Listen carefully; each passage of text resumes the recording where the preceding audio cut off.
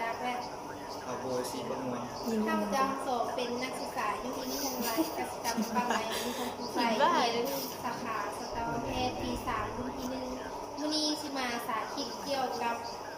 การยิบแบบกล้วยอุปกรณ์ที่เราจะหับใส่ในการยิบมื้อนี้ก็มี1แม่นเข็ม2ไม้ยิบ3มีตัดคีบมีตัดใส่คีบผ้าก๊อซหรือว่าสำลี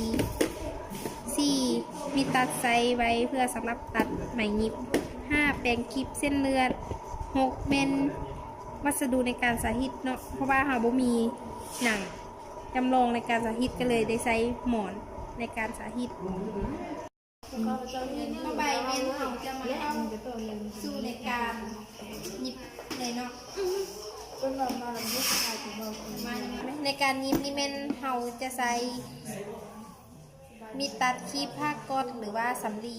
ใช้เพื่อจับเข็มเนาะแล้วก็ใช้แปรงคีบเส้นเลือดในการจับเข็มเมนเราจะจับอยู่ที่1/3ของเข็มและจะได้ล็อก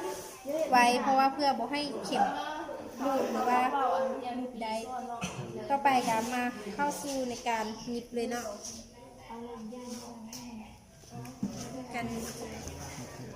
เราจะได้คีบหนังขึ้นหนังสอดมามันสอดเราจะหยิบตามบาดแผลว่ามันจะน้อยหรือใหญ่ขึ้นกับบาดแผลจงสุ่นไว้จากนั้นจะได้ไหมหลังจากนั้นก็มาสอดที่เบาๆเลยไหมจากนี้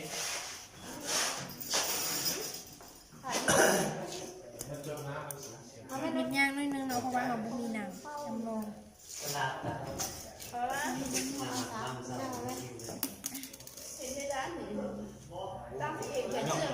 ลังจากนั้นเราแก้ขี้หยิบแล้วจะได้มาก่อนมาหยิบหรือมาเกี่ยวซองแล้วดึง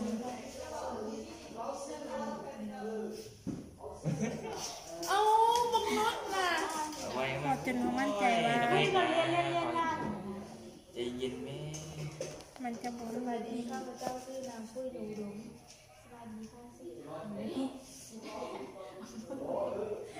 โอ้ไม่ใช่หลายรุ่นในเบาปีเฮียรุ่นหรือเฮียไหนต่อไปเป็นการตัดในการตัดไม่เขาจะบดตัดยาวบดตัดสั้นเกินไปเนาะ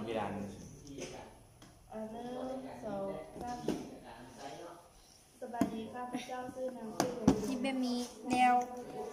เขาจะยิบแบบนี้ไปจนชุดบาดแผลที่มันจะเกิดขึ้นเป็นสิบเหตุนะมาฮอนี่การ